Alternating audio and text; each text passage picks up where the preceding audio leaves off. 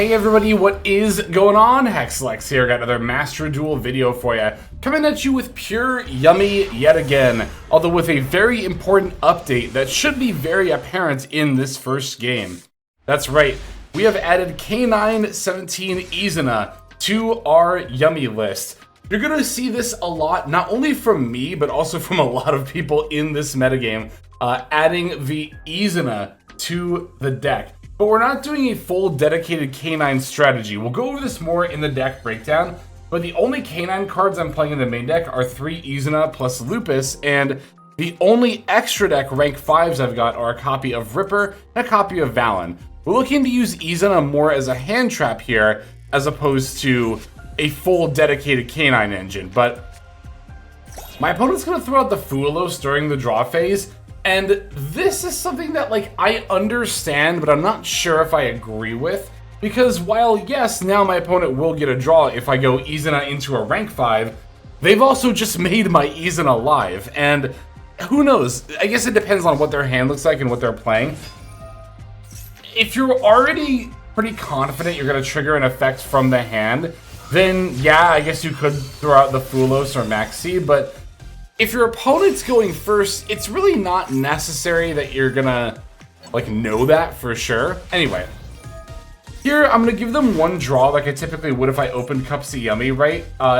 Cupsy Yummy into Fuelos, I'll typically give them one draw and end on Snatchy, Cupsy, Yummy's Mignon, as well as a surprise. But here, since they activated an effect from hand, I can also go Izuna effect, activate Izuna, dump Lupus, activate the Lupus to special, but then I'm going to set surprise and pass. So, I don't know, like, to be fair, my opponent would have ended up throwing out the Fuelos either way here if I normal summoned Cupsy Yummy, but because they did it, you know, so early, I'm also able to set up some additional plays here with the Izuna as well. And I had the option to from the beginning of my turn.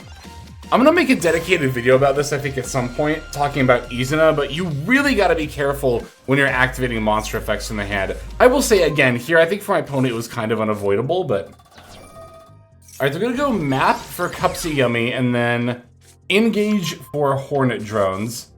But they normal summoned Cupsy Yummy first. I think that was a misplay. I think they should have gone for Hornet Drones first, but...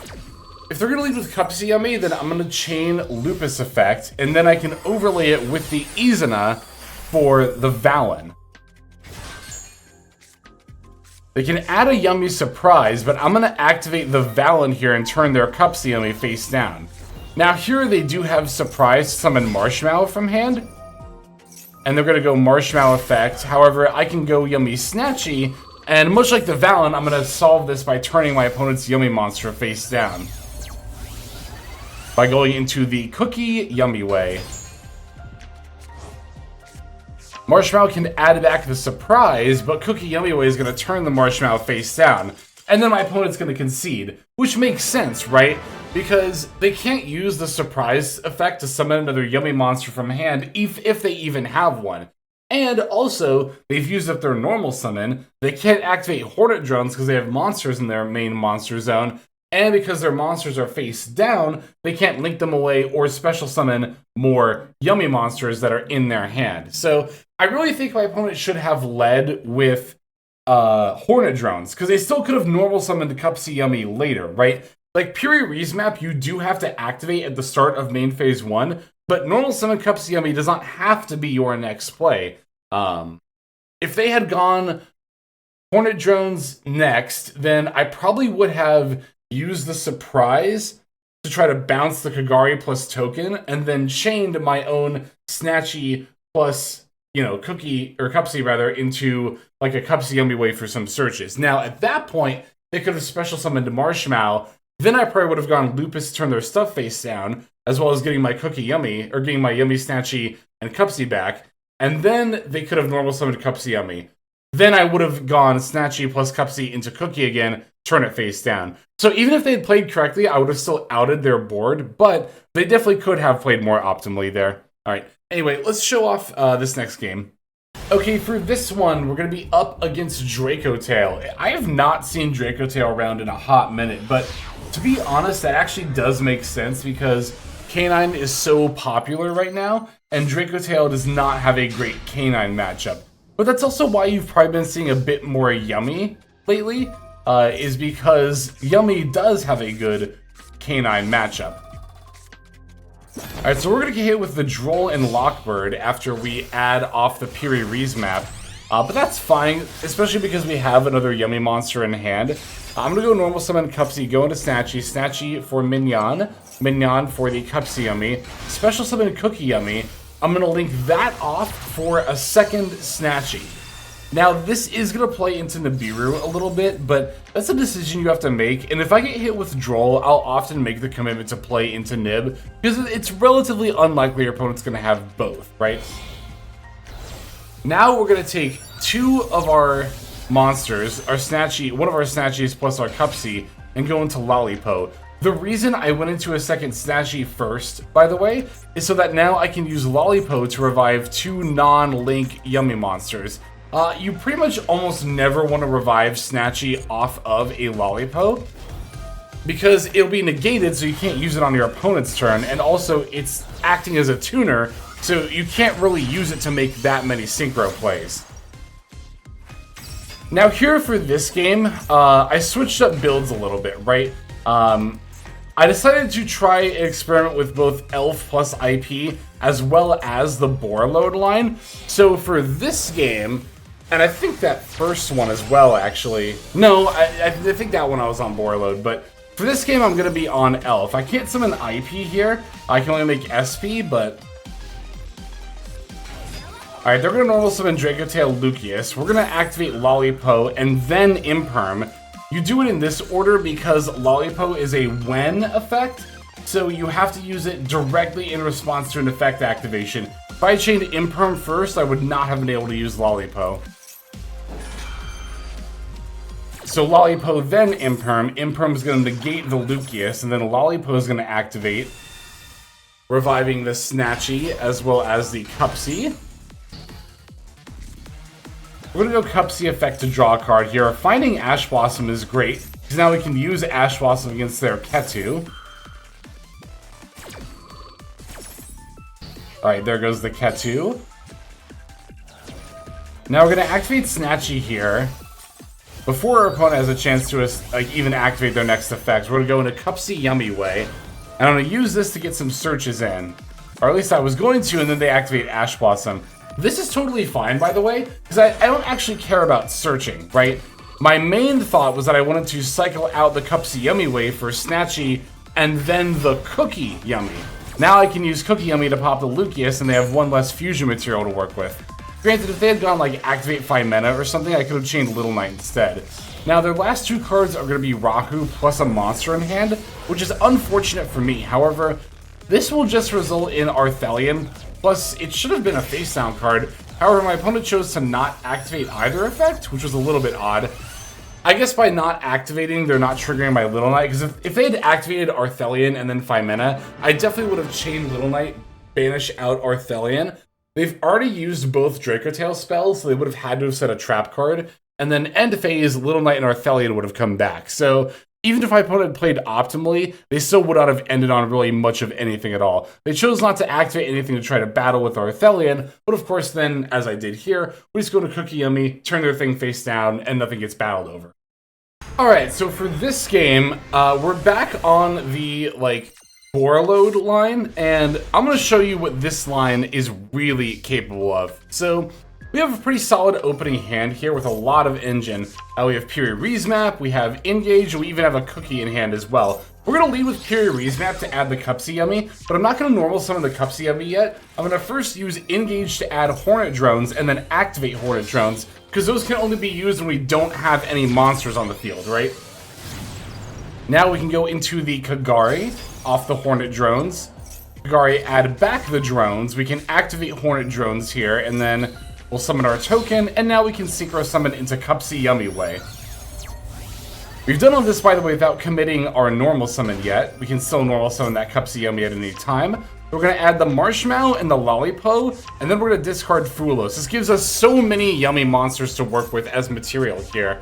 We're going to go Cupsy for Surprise, special summon Marshmallow off its own effect, and now we're going to synchro summon into the Herald of the Arclight. Of course, we're going to go into the Sorrow Cat first, Shamisen Samsara Sorrow Cat, and then we're going to end up making the Herald. Now we can use the Surprise in order to revive Marshmallow. Marshmallow gets to activate, adding back the Surprise, and then we can link away Marshmallow into Yummy Snatchy. Snatchy will place Mignon, and it's pretty easy to see how you go for the rest of your Yummy combo from here. But again, we have so many Yummy names in our hand that we can do a lot. This will be the full extent of what the Borreload variant can do. We're actually going to summon the Borreload Savage Dragon during our turn 1 here. First, we're going to go into Lollipo, revive the Cupsy Yummy plus Marshmallow Yummy. Summon another Yummy Snatchy. Normally you would set Surprise and end here, however what I'm going to do is I'm going to special summon Cookie Yummy, revive the Sorrow Cat. Now I'm going to go Sorrow Cat plus Cookie Yummy into Cupid Pitch. Cupid Pitch effect gets to activate, bumping up to 7. I'll summon out the Lollipo from hand, and now I can go Cupid Pitch plus Lollipo into the Borreload Savage Dragon. Now, Borreload and Cupid Pitch both get to activate. Borreload's going to equip the Camellia, or sorry, the Kagari. We didn't go into Camellia for this line. And then we're adding a Marshmallow for follow-up off of the Cupid Pitch. So, yeah, it's not just a matter of summoning the Borreload during your opponent's turn, although most of the time that is how Borreload comes up in a pure build. But if you open enough extra Yummy extenders, as you can see here, we can also summon it on turn 1. You actually only need to open one Yummy extender, because I could have also used this leftover Marshmallow Yummy on my board in order to make the Borreload with the Cupid Pitch as well. So Borreload comes up a lot more often than you might think. I know a lot of people are kind of not on the Borreload build because of how many steps it takes to get there during the opponent's turn, but it's actually really simple to summon it during your turn as well. Alright, here my opponent's going for the new Dark Magician engine, which adds a Dragoon to your end board by simply using any level 6 or higher spellcaster. In this case, they actually used Ready Fusion for Sandwich, so they definitely went way out of their way to do it. Most of the time, it's Dex running Diabell Star, right? We'll banish that in order to summon out the Dark Magician of Destruction, which again adds to Maya's card and goes into Dragoons. But here my opponent, I think they're on like a Dark Magician / Canine deck, because although they're using Shining Sark, they're not using like a full Shining Sarcophagus deck. They're using Shining Sarcophagus as an engine to go for the Dark Magician girl. I'm going to try to draw off the Cupsy Yummy. Opponent's going to use Ash Blossom against that, which is fine. I don't really care about that at all. Now they're going to discard and summon the Dark Magician girl, adding another Shining Sark from deck to hand. And at this point, I'm going to use the Surprise to bounce the 2 monsters on their field. And of course, we're going to chain Snatchy in response so that our stuff doesn't get bounced. And we're just going to make like a Cupsy or something like that here. And then when they activate their next card effect, we can tag out Cupsy for the Snatchy plus a Yummy monster again. Although here our opponent's going to concede before we get to that point. Totally ignores the fact that we still have 2 Omni Negates on our board, by the way. One of which is also acting as a sort of floodgate effect against our opponent. Alright, I've got one last duel for us to check out. Let's finish off with that one. Alright, our final opponent's going to be on Blue Eyes, but more than anything, this will be a good game demonstrating just pushing through hand traps. One of the biggest strengths of this deck is its ability to push through hand traps. Of course, it can sometimes be dependent on the number of extenders in your hand, but here we're going to normal summon the Cupsy Yummy. They're going to chain Effect Veiler, so no Yummy Snatchy for us, unfortunately. But this is definitely a hand where we don't need it, because we have so many other Yummy monsters in hand. We're going to link into the Yummy Snatchy. To be fair, even if we didn't have any other Yummy monsters in hand, we could still be doing what we're doing right now, and inherently play through just an Effect Veiler. Alright, Snatchy plus Cupsy is going to go into Cupsy Yummy Way, which will activate. They're going to throw out an Ash Blossom.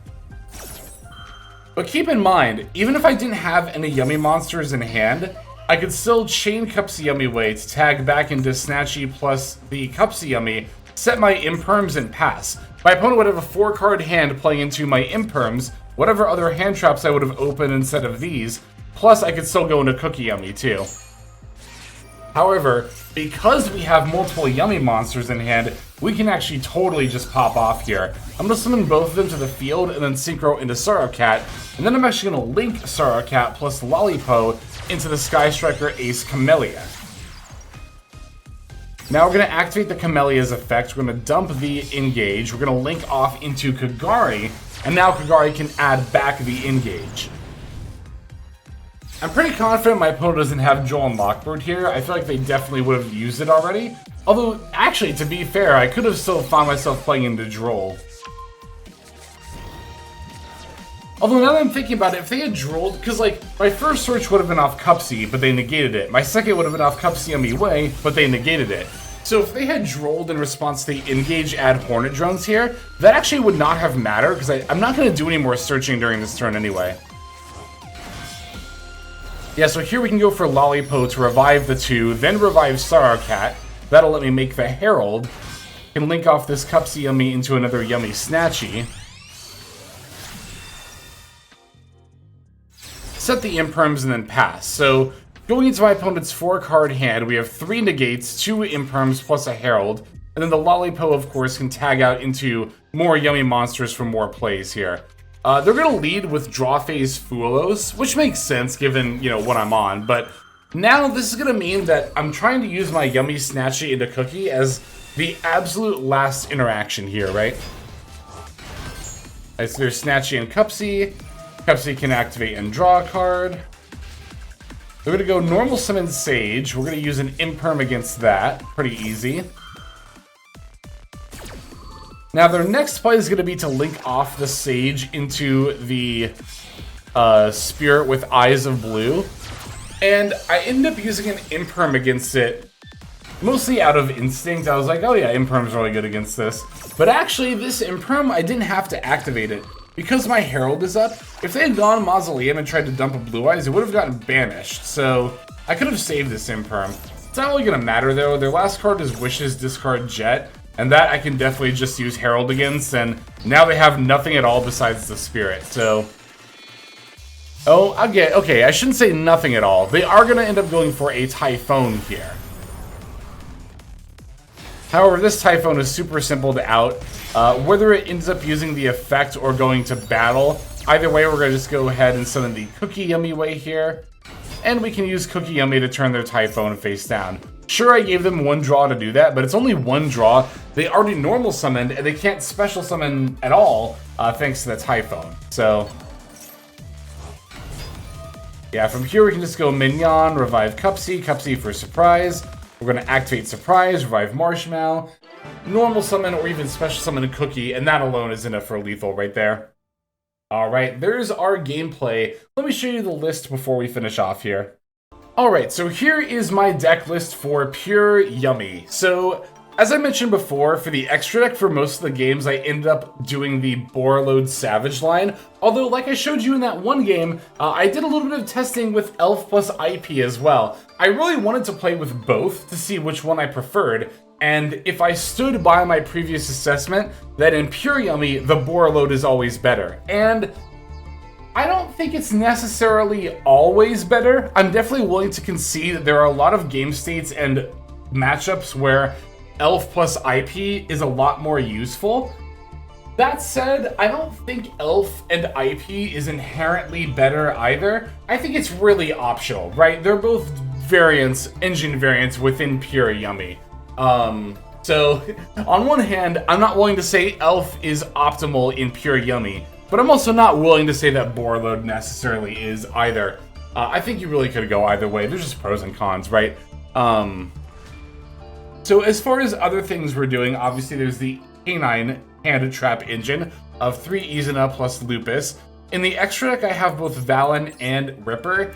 I think most of the time I am looking to use Valen to turn a card face down. However, we are playing Dominus Purge, which locks you out of Dark Effects. So I wanted to have the Ripper as an option if we end up using Purge before Izuna. Plus also, it is nice to just have Ripper as an option, because sometimes, depending on your matchup or game state, you would rather have the negate than Valen turning something face down. I think that regardless of what rank 5s you play, you want to make sure you have at least 2 different rank 5 options if you're using Izuna as a hand trap. Tiras is also not a bad option to go into for using Izuna as a hand trap, because this sets up basically a towers during your opponent's turn, and especially if it's your opponent's turn and they can battle, you can summon this, a 2600 attack monster that can't be destroyed or targeted by card effects, and then if it battles, you can destroy cards on your opponent's field. So Tiras is also not a bad option either. To make room for this in the extra deck, I did have to cut some cards like Almirage and SP Little Knight, and I think that's the biggest drawback of the Borreload Savage Dragon engine, right? Is that it eats up 1, 2, 3 extra deck slots. The Tatsunoko is relatively optional, but it's still really, really nice to be able to use a material from hand. But if I wasn't playing those 3, you know, I could cut them, put in Elf plus IP, and then also have room for SP Little Knight as well. Sorrowcat would probably get replaced by Martial Middle Marcher, but you could do either at that point. Either way, I definitely want to prioritize Link Spider to play through Nibiru. For the Sky Striker engine, the Camellia is also really optional. For the lines that I'm doing with the Borreload package, I think it's really nice. Plus also, it's nice to have a Link 2 for Borreload, to have a negate on your opponent's turn and on yours. But the Camellia is also pretty decently optional. That said, if you're not playing Camellia, I probably would just swap out Sorrowcat for Martial Middle Marcher at that point. Alright. Anything else I want to say about this list? Oh yeah, of course, Jester Confi. I wish there was a game where this would have come up, but I've been playing this instead of Sangan a lot recently in Pure Yummy. Jester Confi looks really weird to have in this deck, but the biggest strength of it is that you can special summon it from your hand no matter what. Like, there's no condition attached to it, right? And a lot of the times, if your normal summon gets answered, you really just need to be able to special summon any level 1 monster, right? That's what makes Marshmallow so good, is the fact that you can special summon it from your hand if you control no monsters. And that way, you don't have to commit your normal summon if you get hit with like a Valen turning your monster face down, right? The Jester Confi also does not activate when it special summons itself from hand, which of course is another great strength in this current meta where Izuna is reigning supreme. Alright, I think that's going to go ahead and do it for this video. I don't really have too much else to say about this list, so thank you as always for watching. I super appreciate your support, and let's move on to our outro where we can thank our YouTube members and Patreon subscribers, especially for their very generous support. Hey everybody, Hexlex here. Thank you so very much for watching all the way to the very end of the video, which by the way is one of the best ways to support the channel. Speaking of supporting the channel, take a look at the names on screen. These are folks who have been so generous as to either join as a YouTube member or subscribe over on patreon.com/Hexlex to support. There's also perks for doing so. If you would like to see YouTube videos early, as well as some exclusive videos that get uploaded to YouTube, but for one reason or another I decide not to publish, definitely go ahead and hit that join button to see content early, as well as some exclusive content. If you're looking for more exclusive content, over on patreon.com, I upload exclusive videos that are not posted on YouTube just about every single day. Whether you choose to subscribe over on Patreon, join as a YouTube member, or simply continue to watch, your support is greatly appreciated. Thank you so very much. But for now, this is Hexlex. I am signing out, and I hope that you have a fantastic day.